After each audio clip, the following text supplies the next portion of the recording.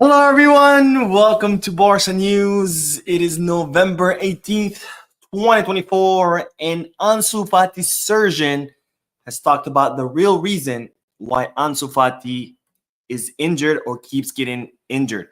Also, Barcelona scouts have been spotted watching Franco Mastantuono. And finally, Jonathan Tah has delayed his decision on which club he will join next. We have a lot to discuss, so let's begin.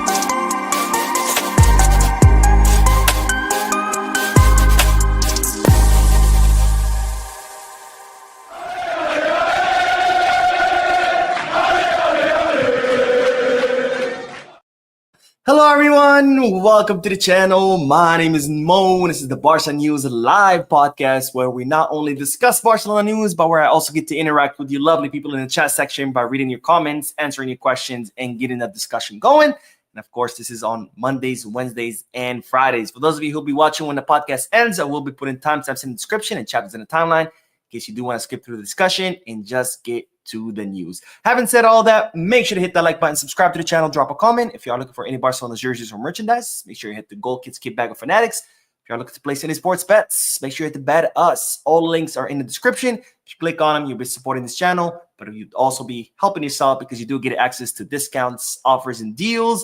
And with the holidays right around the corner, make sure to take advantage of those discounts. Anyways, let's begin with the news. And as always, the first segment of news is a bunch of little bits of news combined together. It's starting with the news that Barcelona have been given a deadline by when they need to leave the Luis Companys Stadium in Montjuic, which is the stadium that Barcelona are currently renting from the city of Barcelona as the Spotify Camp Nou is undergoing renovations. And the city of Barcelona have informed the club that they have until May to vacate the stadium because, of course, in May, that's when the busiest time for the stadium is because that stadium, it's the Olympic Stadium. It was built for the Olympics in 1990, but since then, it's been used as a source of income for the city of Barcelona where they hold concerts, events, etc. And usually in May, that's when those are the busiest months for the stadium. That's when the most events are booked. And as such, the city of Barcelona have told FC Barcelona, thank you for all the money you paid us for these past 2 seasons, but you better be sure that you're out by May because we do need the stadium in order to make more money off the events. Now, speaking of the Spotify Camp Nou, check out the latest update. And this is a picture that was taken today, and I'll make it bigger. But look at that. The stadium's starting to take shape. More and more seats have been installed. You can see the Spotify logo starting to take shape. You can see the Blaugrana colors starting to take shape. And look at the third rim, which is starting to take shape as well. As you know, Barcelona had 3 rings of seats. The third one was completely demolished, leaving only the first and second ring, which has been completely restored. Those are the 2 original rings when the stadium was first built in 1957, and it only had 2 rings. So those 2 rings have been kept. They've been restored. And then the third ring, which was added later, was completely demolished.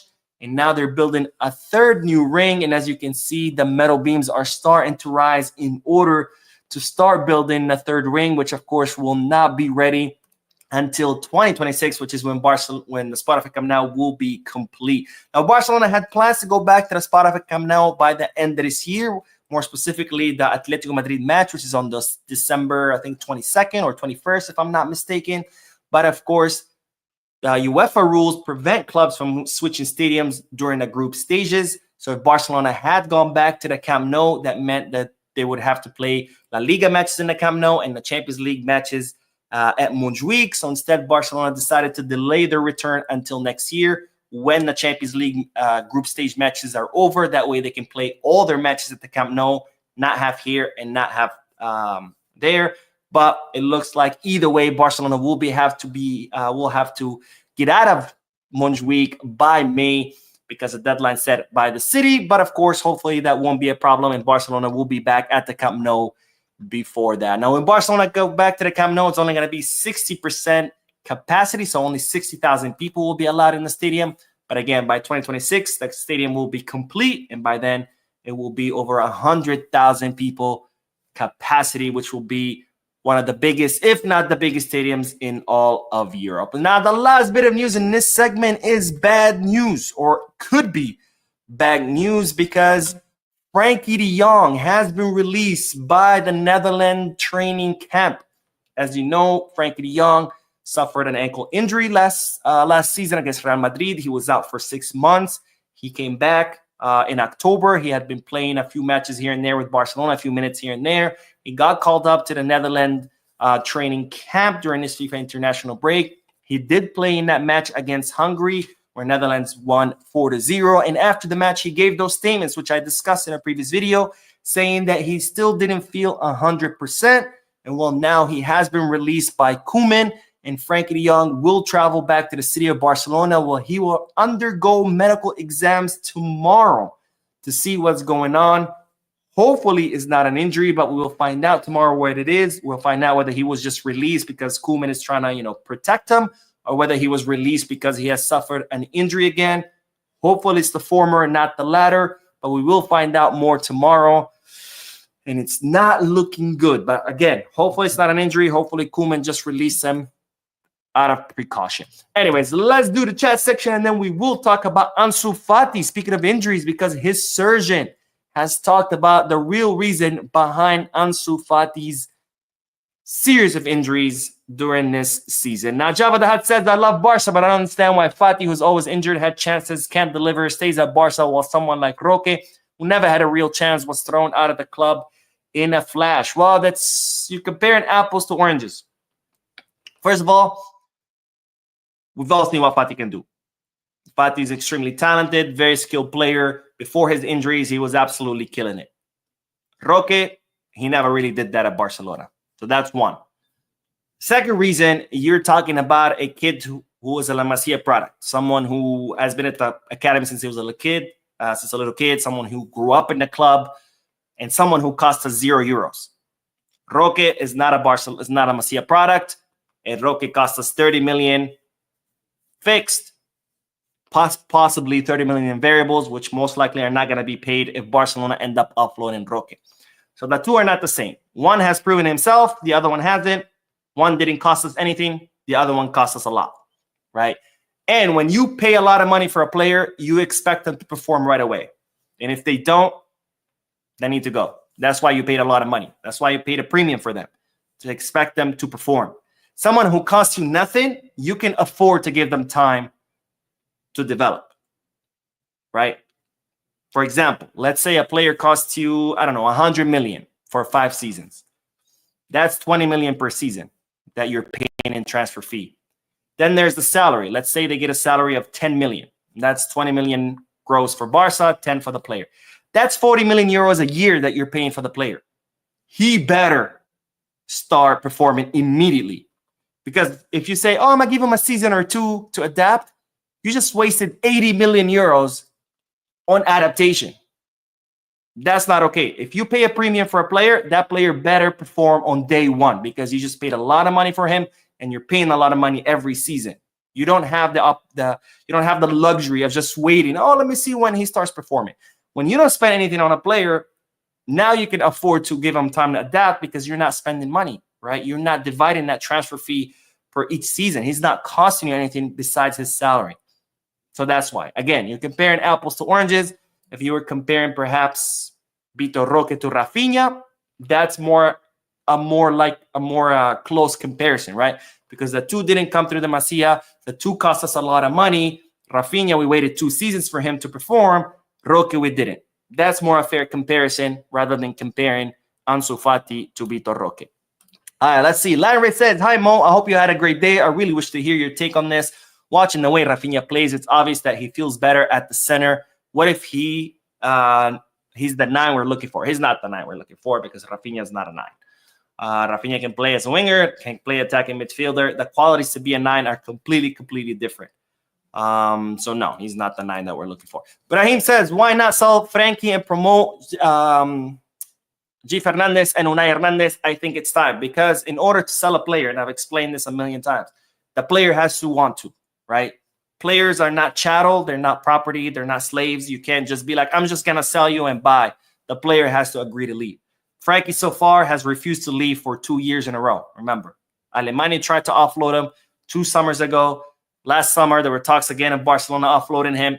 Both summers, he said no. If the player says no, there's not much you could do. The player has to agree to the transfer. Triple X says, we need to add the Fati and Ferran Torres to the Christensen sale to accommodate for the 1-1 rule, register Olman Pau Victor, and to help sign Rafael Leao and Jonathan David for free. Rafael Leao is not coming. Let's make our peace with that. Barcelona to pay 100 million for Rafael Leao, and that's not even to mention his salary. Remember, Barcelona are 35 million euros negative when it comes to financial fair play. So they need to make up those 35 million before they can even think about registering Olmo and registering Pau Victor. If you go pay 100 million for a player like Rafael Leao, let's say we sign him for 4 seasons, that's 25 million per season in his transfer fee. So you were already negative 35 million for the financial fair play. You add those 25, now you're negative 60 million in the financial fair play. And then you have to factor in the salary. Let's say Rafael Leao wants a 10 million euro salary. That's 20 million for Barcelona with taxes. So now you are negative 80 million euros in the financial fair play. It's just not going to happen. All right, let's get back to the news and let's talk about Ansu Fati, because the surgeon that operated on Ansu Fati, Dr. Roman Cugat, has talked or has revealed the real reason on why Ansu Fati has been injured consistently. Now, this is what Dr. Cugat had to say. Of course, he's the one who operated on Ansu Fati's surgery. He said, I performed the knee surgery on Ansu Fati, but I was not responsible for his recovery. His father told me that the knee has completely recovered now. His problem is a hamstring issue. The problem was not in the surgery, it was his rehab. What happened was that the stitches opened up due to the player overexerting himself, working out twice a day instead of 1, which caused the knee to swell. Ansu Fati can return to his previous level. The knee is 100%. So several things to highlight there. First of all, Dr. Cugat saying that it's not a knee problem. He operated on the knee fully recovered, and the knee as at 100%. He's saying the problem is his hamstring because there were stitches there. The stitches opened up because Ansu Fati overexerted himself. And he's also blaming the rehab. So there's a little bit of blame shifting here where the doctor's like, oh, it's not me. It was Barcelona in their rehab program. It was Ansu Fati who overexerted himself. And then kind of talking about, Ansu Fati can return to 100% because his knee is fine, which is great. Great news in that regard. It's great news that the knee is 100% because the knee is always a problem, right? If a knee is a problem, and there's no recovering from it, you're pretty much screwed. You're always going to be injured. So the good news is that we know that knee is 100%. So that's really, really good news because, again, knee problems are very, very hard to get rid of. And if in this case they got rid of it, great news for Ansu Fati. But here's the problem. Nobody's saying it's the knee, right? All these past injuries that Ansu Fati had at Brighton, the injuries that he's having now, they're all muscular injuries. So yay, great news that the knee's 100%, but that hasn't been the problem to begin with. The problem now has been all muscular injuries that Ansu Fati has been suffering. Now, whether it's Barcelona's fault because they didn't do the rehab, whether it's Ansu Fati's fault because he's overexerting himself, I think that it's pointless to argue on whose fault it is because, after all, we're still in the same boat, which is that Ansu Fati continues to get re-injured. And that's a problem for Barcelona because Barcelona is an elite club. Barcelona needs all their players healthy, or at least the majority of them, and needs their players performing at the highest level in order to compete for all the trophies available. And if your players are constantly getting injured, that gets in the way of achieving those objectives. And as much as I love Ansu Fati, and as much as, it hurts to say it's time to get rid of him because he is, again, a La Masia product, someone who spent his whole life at Barcelona, I think it's time to get rid of him. Because we just cannot have a player who's constantly getting injured time and time again, even if it's just a muscular problem, because it's still a problem. It's still an injury. Whether it's the knee, whether it's the hamstring, whether it's whatever, it's still a problem. Now, do I think Ansu Fati will eventually recover from these injuries? I 100% do. I've talked about this in previous videos. I think we forget that Ansu Fati is still young. He's only 21 years old. His body's still developing. His muscles are still growing. His tendons are still getting stronger. His bones are still developing. So I think once Ansu Fati reaches his prime, 25, 26, I think he will start getting injured less frequently because by then his body will have fully matured. Ousmane Dembele, a great example of that, right? He constantly was injured. Now he's in his prime. He's not getting injured anymore because now his body is strong. His muscles are stronger. His tissue is stronger. He can withstand the impact and the exertion that elite football puts on your body. So I think Ansu Fati will eventually get there. What's the problem is we cannot wait. Again, Barcelona is an elite club. It needs all their players performing at the highest level. And we can't just sit and wait 3-4 years until Ansu Fati reaches that point because we need our players performing now, not 3 or 4 years down the road, especially since Ansu Fati has a pretty high salary. So that's another problem. The club has financial problems. They need to get rid of salaries so they can register players like Olmo and Paul Victor. And we can't just have a player sitting around injured constantly in hopes that someday he'll finally reach his prime or finally stop getting injured. And again, as much it pains me to say this, as much as I was optimistic to see the old Ansu Fati, I think it's time to part ways. All right, let's do the comment section and then we will talk about Franco Mastantuono, someone we have talked about before in the channel. All right, let's see. Kurt says, good night, Mo. Was reading an article about FIFA and UEFA. They were talking about the G. What G? The G spot? Sampana says, Mo, that tackle on Pedri earlier in Spain game was a red card. It could have led to ACL, but Flick's training made him so much stronger. And thankfully, Pedri, no ACL. I saw images of the tackle. I didn't watch the game because I don't really care about the UEFA Nations League. I did see pictures, and that was a pretty nasty tackle. I mean, it was studs right on the leg. I'm very happy that Pedri's not injured. And I'm telling you, man, this FIFA international break just makes me nervous every single time. Emmanuel says, good morning from my end. I am watching live from Freetown. The reason why Ansu is not progressing is because of the jersey. No, it has nothing to do with the jersey, but I mean, the jersey is not making him injured, okay? All these muscular injuries is not like, oh, I wear the 10, I'm injured, I take it off, I put on the 9 or 11, and now all of a sudden I'm healthy. The problem is right now his muscular structure cannot withstand the demands of top-level football. That's the problem. So every time, he goes out there, boom, he has a muscle injury. That's the problem. And again, when he reaches his prime, his muscle might get much stronger where they can withstand the impact and the exertion of elite football. But again, we cannot afford to wait 3-4 years for Ansu Fati to fully develop, especially with the high salary that he has. But no, it has nothing to do with the jersey he's wearing. He could be wearing the number 0. It's still going to be a problem. Your muscles don't care what number jersey you're wearing. Kurt Alexander says, was reading an article about the amount of games that are being played for the countries, and FIFA and UEFA said that more games countries play, the more money the country will get. My take is they don't concern about the players. They only concern about the money. When the players get injured, we, the club, is at loss. I mean, yeah, that's pretty obvious, right? That's the reason why they invented the UEFA Nations League, because before it was just friendly matches between nations in order, to keep to stay in competitive rhythm, because of course players play at different clubs. So, they play those in friendly matches so all those players can come together and keep playing together. So when they do have important tournaments like the World Cup or the Euros, those players are at least familiar with each other because they have played those friendlies. So it used to be friendly matches. Then UEFA decided, hey, let's invent a competition out of these friendly matches. So the clubs are forced to give out their players because clubs are not forced or are not required to release their players for friendly matches, but they are for official competitions. And B, money, right? Because you do make more money. But at the same time, on the other side of this, I guess to play devil's advocate, the players are also at fault here, right?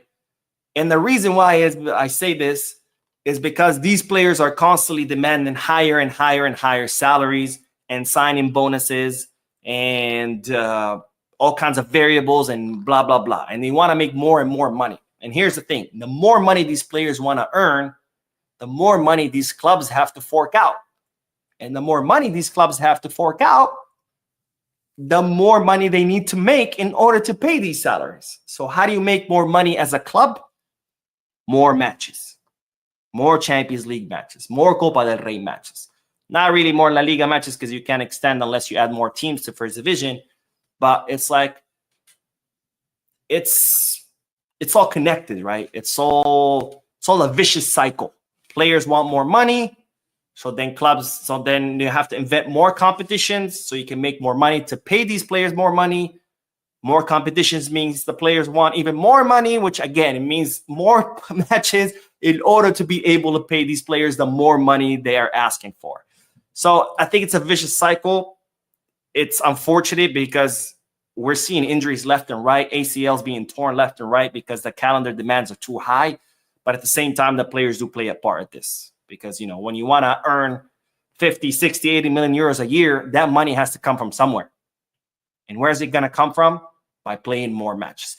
All right, speaking of playing matches, let's talk about Franco Mastantuono because Barcelona are still tracking the Argentine midfielder. Now, Franco Mastantuono is someone we've talked about in the past. I think it was earlier this year, maybe last year. I made several videos about Franco Mastantuono. If you don't know who he is, he's a 17-year-old attacking midfielder who currently plays for River Plate. In fact, he made his debut at 16 years old. Incredibly promising Argentine. He's known for his dribbling abilities, his agility, his speed, and his ability to score goals. And Barcelona have been tracking this youngster for quite some time. Now, we heard a lot about him. I think it was earlier this year or maybe last year. But then kind of we didn't hear anything else. So we thought maybe Barcelona moved on. But it appears that that's not the case. Because, in fact, Barcelona scouts have been spotted watching Franco Mastantuono's matches in October and November. And most recently, the scouts were seen watching the match between River Plate and Atlético Mineiro, which was part of the Copa Libertadores. If you don't know what the Copa Libertadores is the equivalent of the Champions League in South America.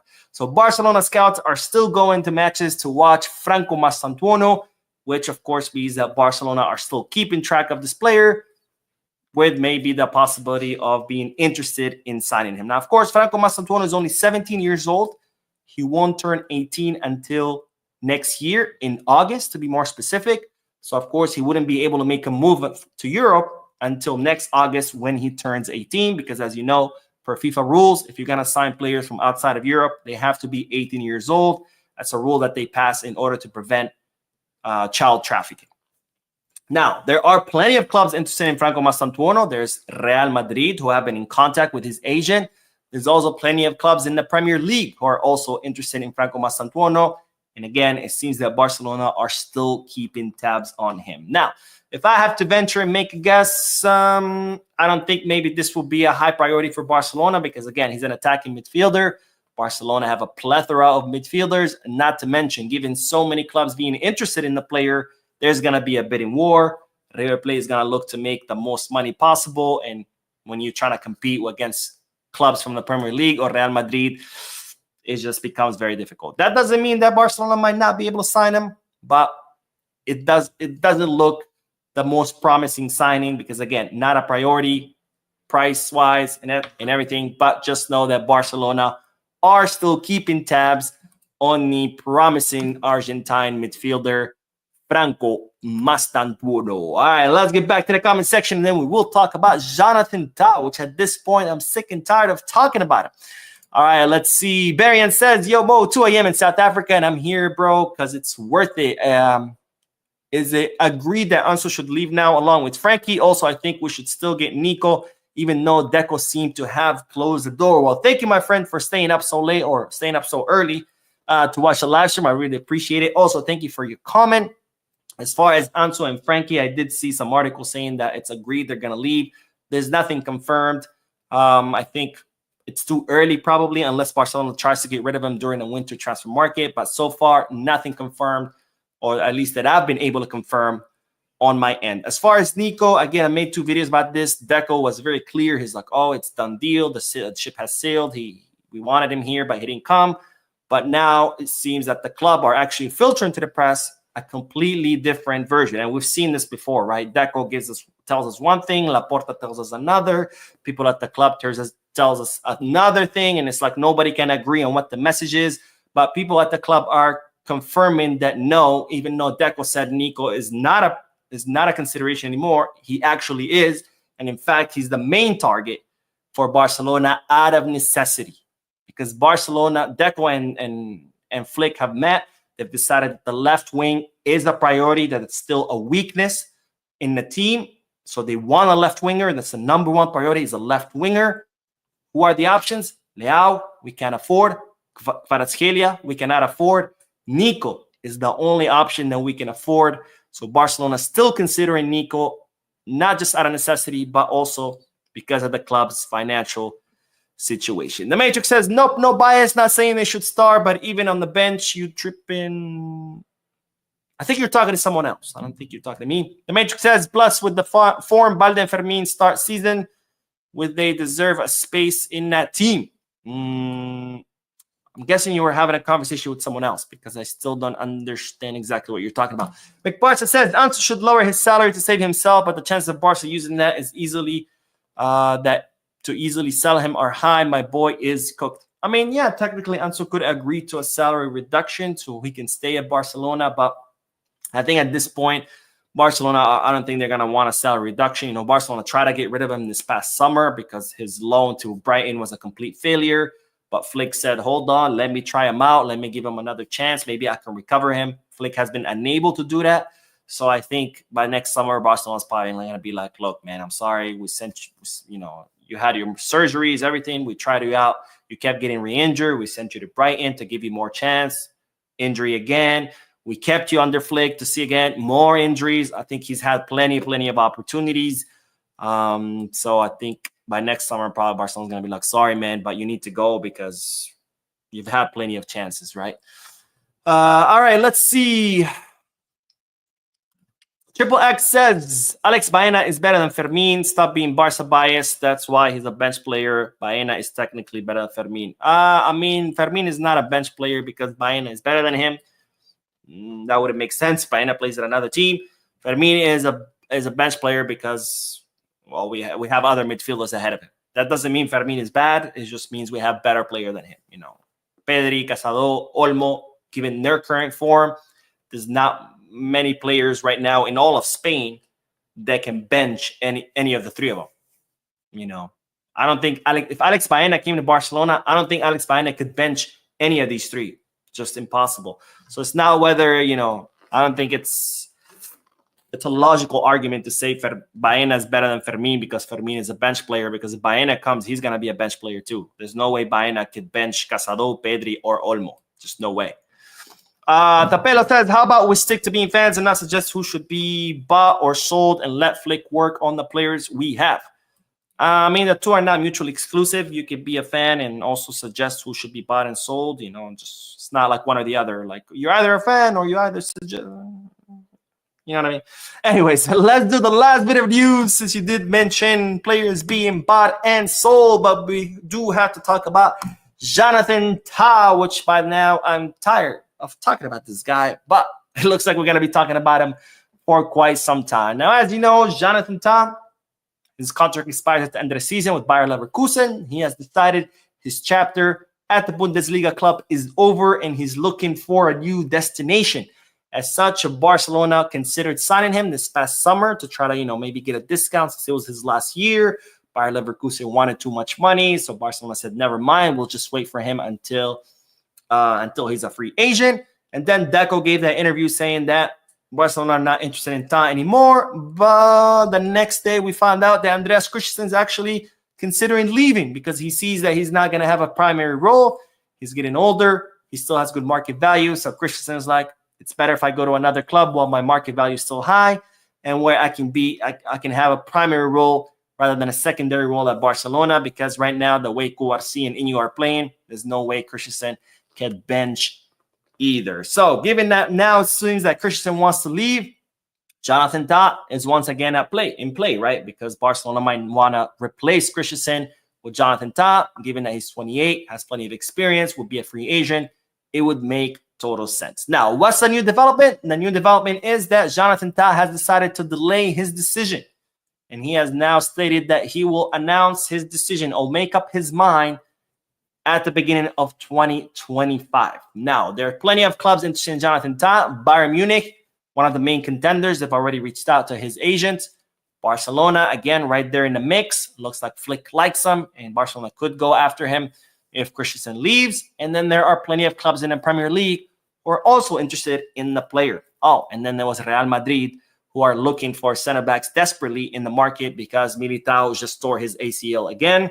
So where will Jonathan Tah go? He says that he will announce it or at least make up his mind at the beginning of next year. So we won't know where Jonathan Tah will be headed. They're saying he doesn't want Real Madrid, but of course, there's still Bayern or Barca. Apparently, that's his two favorite destinations. Of course, Barcelona do have some positives in their column because Jonathan Tah's agent is Pini Zahavi, the same agent for Robert Lewandowski. So that's a plus in Barcelona's column. Also, Bayer Leverkusen. They would, of course, rather that Jonathan Tah go to Barcelona rather than Bayern Munich because that would be reinforcing a direct rival, even though Bayer Leverkusen would not really have too much say because he's going to be a free agent. But, they can still talk to him, be like, hey, man, go to Barca. So I guess that way. But, of course, Bayern Munich have the money. So even though he would be a free agent, they could technically offer him a higher salary.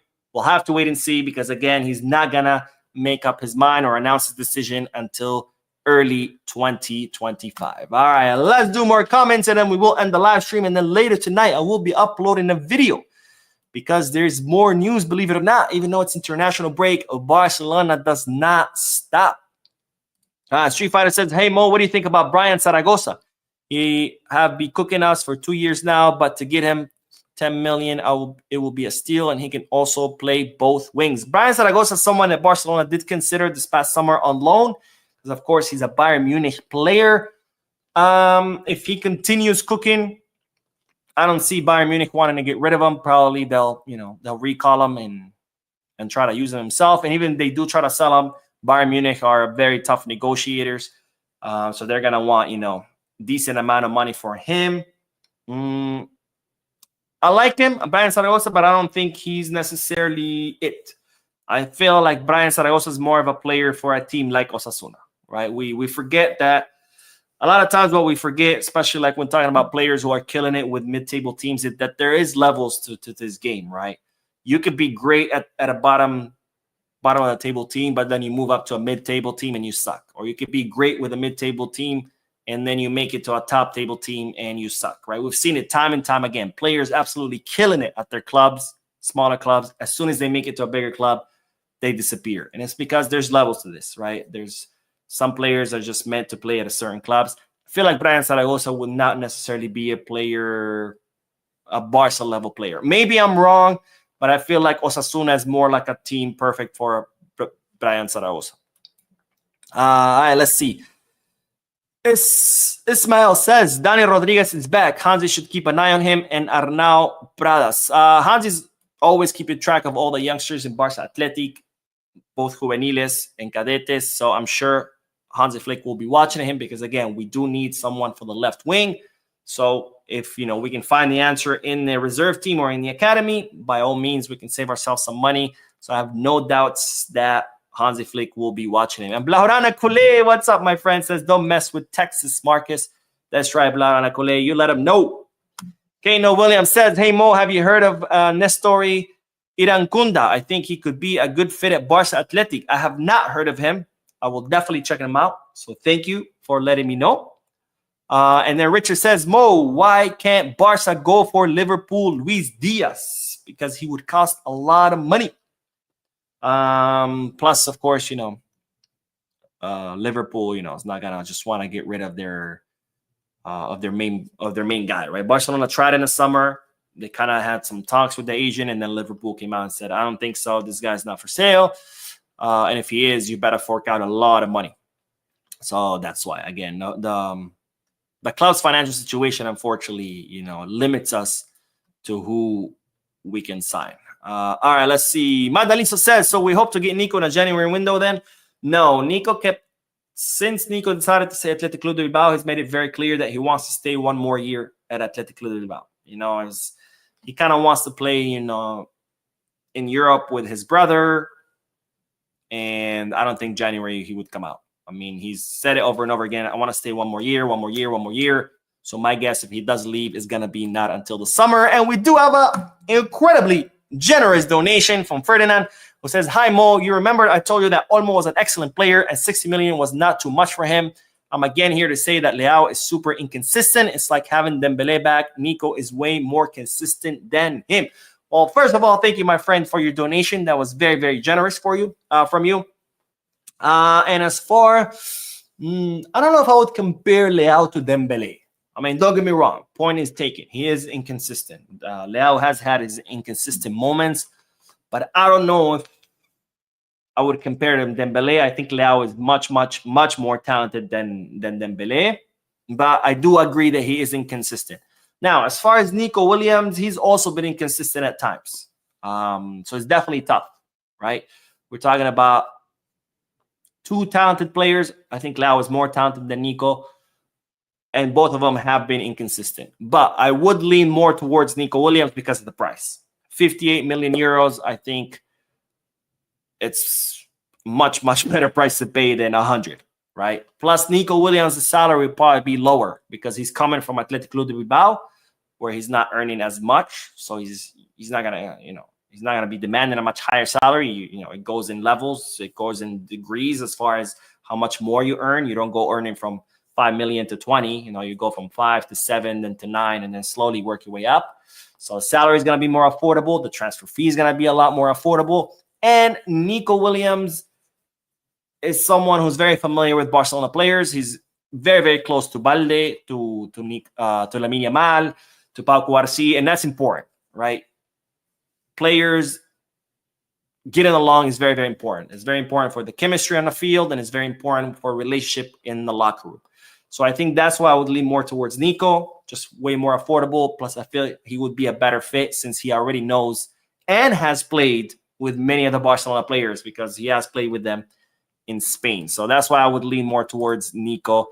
But I don't know if I would necessarily compare Dembele to Leao. I think Leao is just way more talented than Dembele. But I do agree, he is inconsistent. And we'll do the last comment. Street Fighter says, Brian Zaragoza performance today showed that he has the right mentality for a big club and his market value is 10 mil. Performance today with Spain? Because if so, I have no idea. Because again, I don't care about the UEFA Nations League, so I didn't watch it. Plus, if that is what you're talking about, I don't know if playing against whoever the hell Spain played, Sweden or I don't know, I don't think that proves anything. Kurt Alexander says the midfield is back and La Masia is still producing. My concern is a number 9. If we could get back players like Luis Suarez and David Villa, then we will be cooking on electricity. I mean, we're cooking right now with Lewandowski. I know people keep complaining about him, but he has 19 goals. That's no chump change. That's like some serious numbers. Right now, he's, literally competing with Haaland and Jokic for who's the best striker in Europe. And people are like, oh, bring Haaland, but he has the same numbers as Levy. Oh, bring Jokic, but he has the same numbers as Levy. So I don't get why Lewandowski's still not getting the recognition he deserves because his form has been impeccable this season. Anyways, that is all, ladies and gentlemen. Thank you so much for tuning in. I have to go back to work. I gotta work. Work doesn't stop. But then afterwards, I will be uploading another video, so stay tuned to the channel. Thank you so much for tuning in. Don't forget to hit the like button, subscribe to the channel, drop a comment. And as always, peace out.